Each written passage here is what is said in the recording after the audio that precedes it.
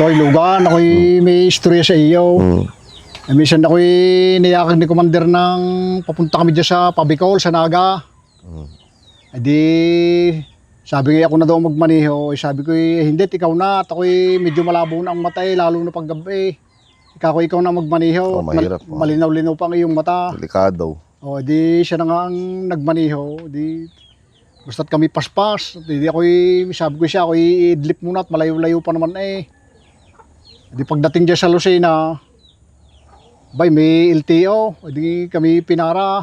Sabi, ma'am, overspeeding ho kayo. Napakabilis ninyo. Hindi ako'y nalimpungatan din gaya. At sabi nung tinapik ako nung aking misis, sabi, ano daw sabi? Sabi ko, overspeeding ka daw. Napakatulin mo. Sabi gayon. Adi sabi agad nung LTO, misis, lisensya ho ninyo. Adi sabi uli ng aking misis, ano daw? Kako yung lisensya mo, ibigay mo na raw.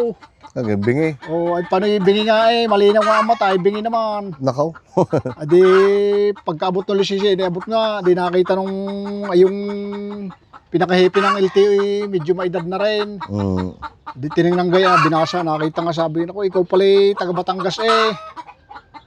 Adi sabi, naalala ko kayang taga Batangas ako, sana may naging girlfriend diyan, siya kung mapapangasawa.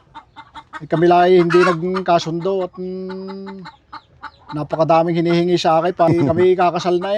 Ba? Abay sabi sa akin kailangan din maghanda ako ng 15 babaw, 2 baka. Ho.